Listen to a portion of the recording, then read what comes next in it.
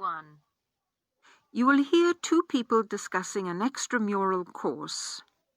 Fill in the information you hear on the application form below. First, you have some time to look at questions 1 to 6.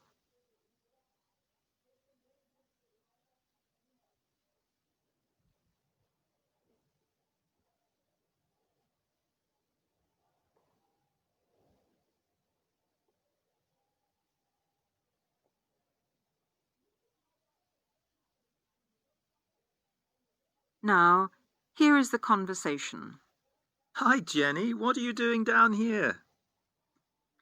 Oh, hello, Steve. Well, I'm trying to fill in this form, but I'm having a bit of a struggle as I sprained my wrist playing tennis yesterday. Don't worry, I'll do it for you. Let's have your pen. Right, fire away. Let's see. I want to do the drama and theatre studies. I'd like to get the certificate. The course number is 60201. No, sorry, 202. It seems to be on Thursday at 7:30. Yes, well, we don't have to put all that down. Now, I suppose we can call you Miss? Don't be funny, and spell my name right.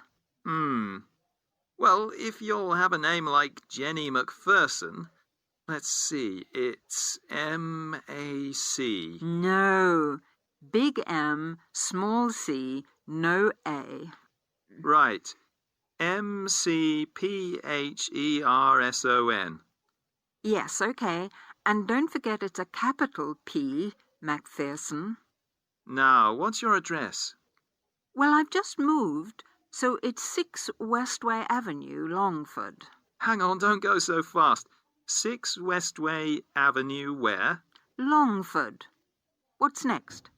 Your phone number, daytime and evening. Well, I've only got one, as we can't have calls at school in the daytime, so put down the evening one. 605-4829. 4829, okay. And you're a teacher. How old are you? 29? Wish I were. No, 32. Before you hear the rest of the conversation, you have some time to look at questions 7 to 10.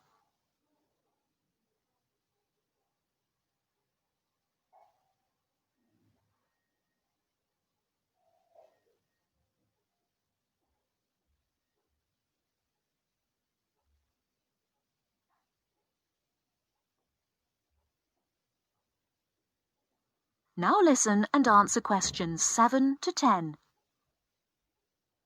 Do they want my date of birth?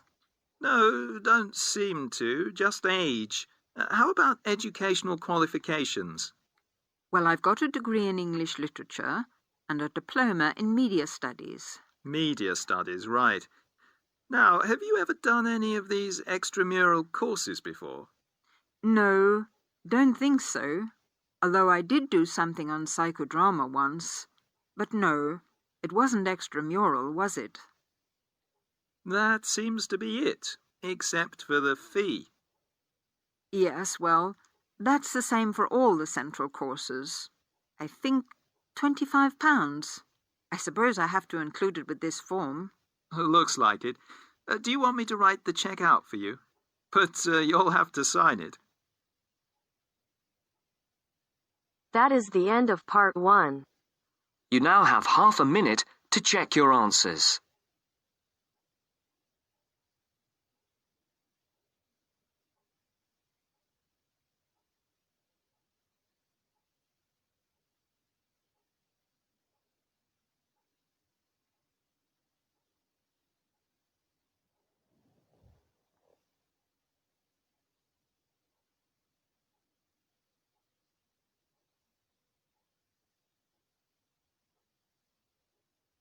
Now turns to part 2.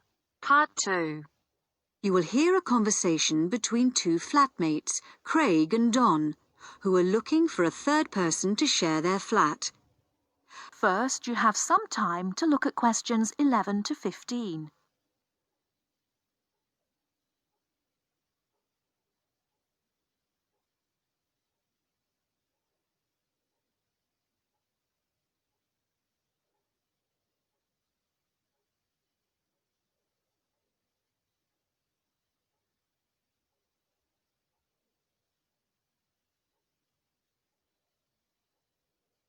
Now, listen carefully and answer questions 11 to 15. Hi, Craig. Been home long? Yeah, quite a time. Did anyone phone about renting the spare room? Yeah, we've had 3 phone calls about it. Really? Yeah. Do you want to hear about them? Sure. Right. The first one was called Phil Parrott. Uh-huh. He's a teacher. He's just qualified and he teaches sports. Okay. Actually, I'm not sure about him. He certainly sounded energetic, but he asked lots of questions about whether we smoked and what sort of food we cooked. Yeah. I mean, we don't exactly live on pizza and chips and takeaways. Well, not quite, but... But he might be a bit too health conscious to really fit in with the sort of life we lead. Yeah. And he asked a lot of questions about the room. He said he needs a big room because he's got lots of sports equipment. Well, that's okay. The room's quite big, but I'm not so sure about him. What about the second one? He was called David Spencer. Spender? No, Spencer. C-E-R. He works at Cooper Long. You know, the big company on Broad Street. He said he was a lawyer. Oh. I'd have thought in that case he'd be earning enough to rent his own place. I wonder why he wants to share a flat. Well, he didn't say. He's quite a bit older than us. He did say he's just moved down here from the north of England. He seemed very quiet, actually. Maybe he wants to meet some new people. I got the impression he was a hard-working kind of person who doesn't go out all that much. Right. But he sounded okay. Oh, one thing, though. He said he wouldn't be staying in the flat at the weekends, so he wants to pay reduced costs for gas and electricity, because he's only here 5 days out of 7. Oh, I'm not sure about that. What do you think? Well, I suppose it's fair, but it all sounds a bit complicated. Before you hear the rest of the talk, you have some time to look at questions 16 to 20.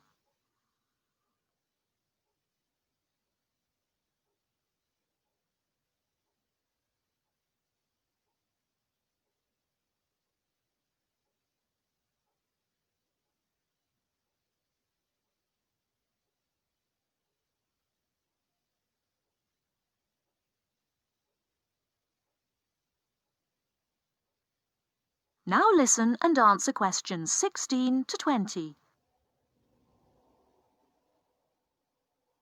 Anyway, there was a third person, Leo Norris. Yes? He's an engineer, Oh, yeah? and he's about our age. Right. What did he sound like? Well, actually, he was really funny. I couldn't stop laughing when I was talking to him. He said he was very lazy and never got up until noon at weekends, and I said that wouldn't be a problem here. No, certainly not. But actually, I suspect he was joking when he said he was lazy. I think he lives life as it comes. He's certainly not competitive or stressed, but he likes cycling and things like that. He sounds like an outdoor type. Anyway, I thought he sounded as if he'd fit in. He wanted to check if there was somewhere safe for his bicycle. That's not a problem. No, he can leave it in the garage with my car. So did you get his contact details?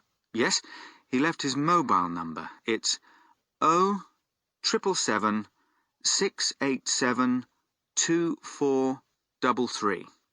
And does he want to move in straight away?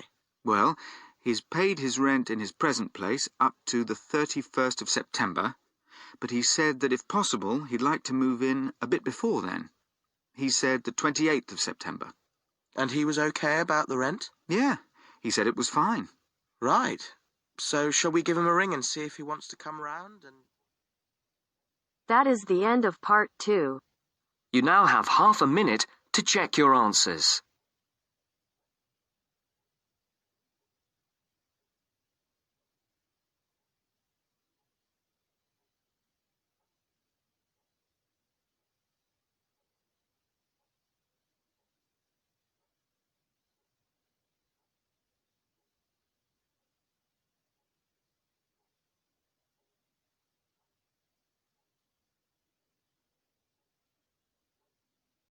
Now turns to part 3. Part 3. Listen to somebody giving a talk about how setting goals can help you achieve more. First, you have some time to look at questions 21 to 24.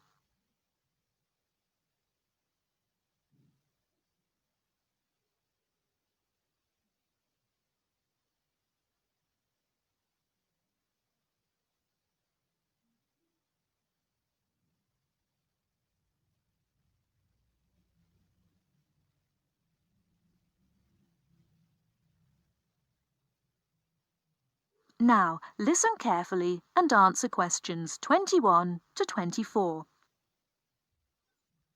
Good evening, everyone. It's good to see that so many people managed to make it. An achievement in itself when I'm sure you're all so busy. This evening, I'm going to talk with you about setting goals and how setting goals can help you understand what you really want to achieve. First, though, I'd like to start by saying what I think achievement actually means. I think some people think it's simply about being successful in a job or making money, but it certainly doesn't have to mean that.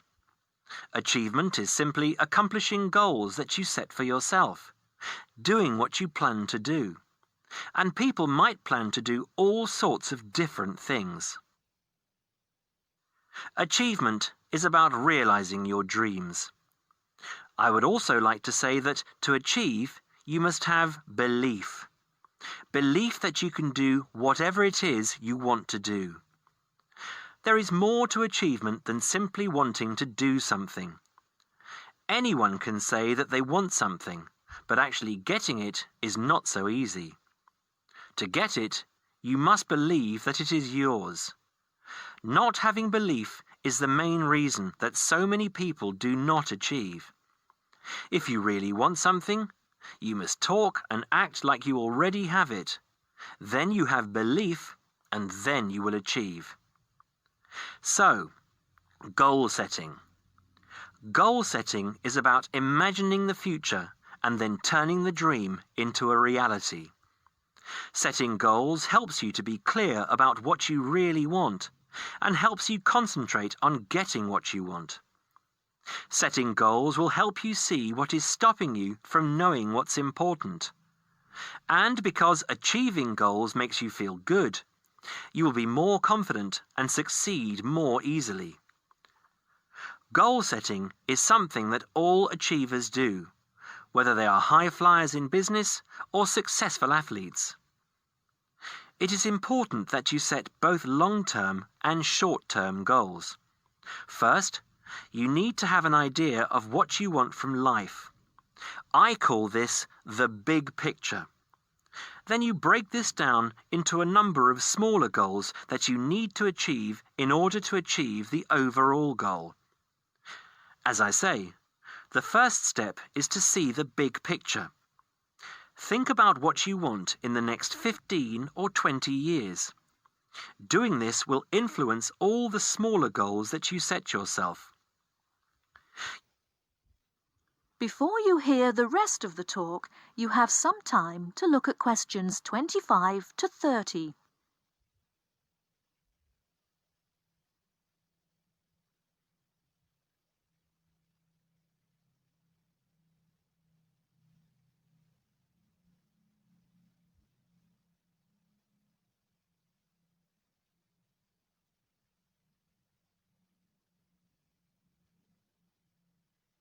Now listen and answer questions 25 to 30. You need to think carefully about different areas of your life and how they influence each other. You should identify the important areas of your life and try to set goals in each of those areas. Here are the areas that most people want to focus on, but remember that everyone is different. First, think about your career. How important is your career to you? Do you want to be a manager or run your own business? Or are you happy working for other people? Connected to this is the financial side of your life. What sort of income do you want to have? Is wealth important to you? You need to think about long-term relationships. At what age do you hope to be married? Do you want to have children? How much time do you want to spend with the people you love? You need to think about your health and how that could change what you can achieve. How will you stay healthy as you get older? Do you do anything that is not good for your health? And how will you try to do those things less or stop doing them completely? Finally, you need to think about your free time, your hobbies and interests. How much time do you want to have to do what you really enjoy? It is difficult to achieve goals in one area if you feel that you don't have the time to do the things that really make you happy. Now, when you have this overall picture, try to set yourself one goal for each area. Make sure the goals are what you really want and not what you think other people want from you. Of course, in life, it is important to make the people around you happy, but you must focus on what you want. Now, I will go on to talk about how to break your lifetime plan down into short-term goals. But first, does anyone have any questions about what I've said so far? That is the end of part 3. You now have half a minute to check your answers.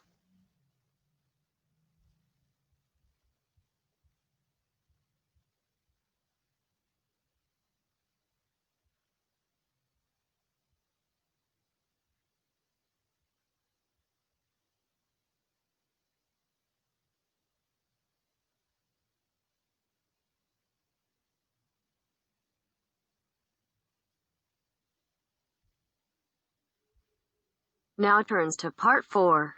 Part 4. Section 4. You will hear part of a lecture on art history. First, you have some time to look at questions 31 to 40.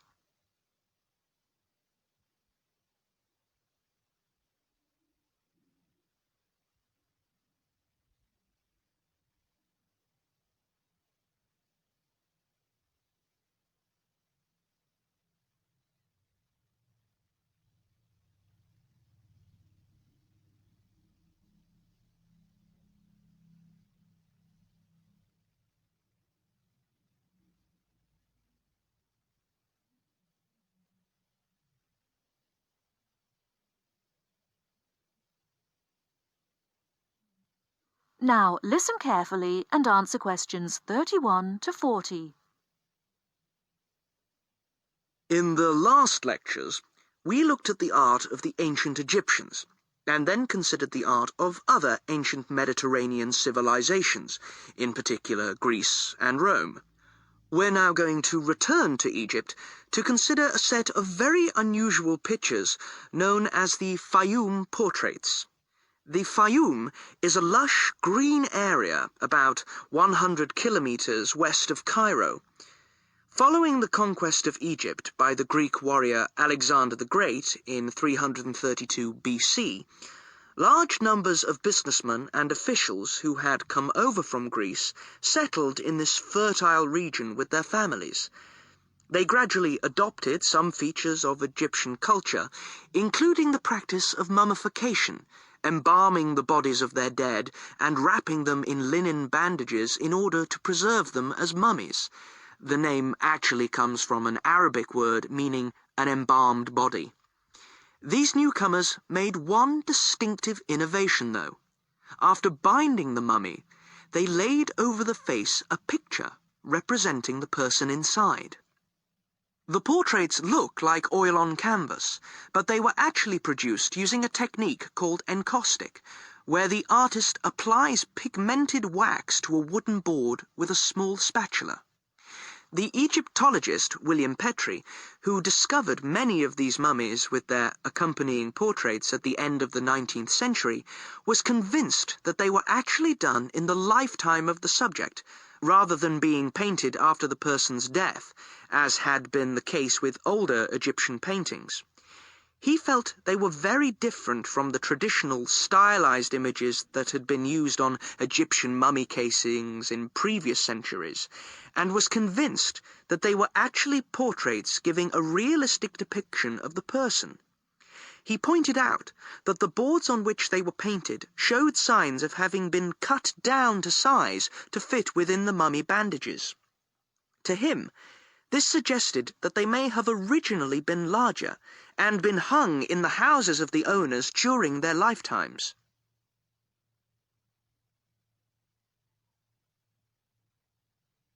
But more than a century after they came to light, nobody knew how far they were really depictions of real people, as against idealized portraits. Then a team from Manchester University decided to find out, by recreating the faces of Fayum mummies in clay, and then comparing the reconstructions with the portraits. The team was provided with skulls from 2 Fayum mummies from the British Museum, and given the information, based on X-rays and other evidence, that one of the mummies was of a 50-year-old man, and the other was a woman in her early 20s. Armed only with this information, they set to work. First, they created copies of the skulls. Then they used clay to build up the facial muscles in order to reconstruct what the person looked like. After weeks of painstaking labor, 2 faces emerged. Only then were the 2 portraits revealed so that the match between the reconstructions and the portraits could be examined. In the case of the man, both model and portrait showed a broad, flat face with a slightly hooked nose and a fleshy mouth with broad lips. But the man in the portrait was noticeable for his 5 o'clock shadow, the beard beginning to grow around his chin and on his cheeks. This would have been quite a recognizable feature of the man in real life, and an easy thing for the painter to copy. However, it wasn't something that the makers of the model could know about. In the reconstruction, the right eye was slightly higher than the left, and this was the same on the portrait. But on the portrait, the eyes were very large, which is standard with many of the Fayum portraits, while in the model they were longer and narrower. The portrait of the woman appeared to be even more of a standard type, with her large eyes, straight nose, and small mouth. These pretty feminine features suggested this could be an idealized woman's face, and yet it proved to match the reconstruction surprisingly closely. The proportions of the lower face corresponded, and so did those of the forehead, though in the portrait the eyes were closer together and larger than in the reconstruction. And in both cases, the head was set on a solid neck, suggesting a more powerful physique than you might have expected from these delicate features. So, overall, the similarities between the portraits and the models are too close to be accidental. The artists may have started from a standard picture, but attempts were made to modify this to reflect the characteristics of the subject, what gave the face its personal qualities. Obviously, this isn't much of a sample upon which to judge an entire genre of portraiture, but the researchers are convinced that, on the whole, the artists aimed to represent their subjects as they appeared in real life, whether this was flattering to them or not.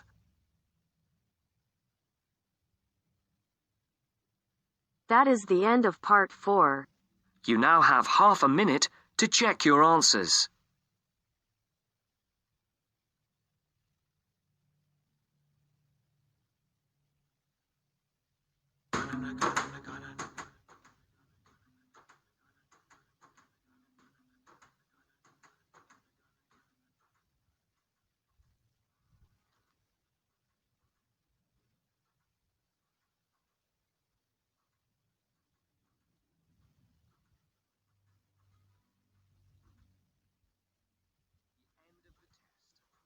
You now have 10 minutes to transfer your answers to your IELTS listening answer sheet.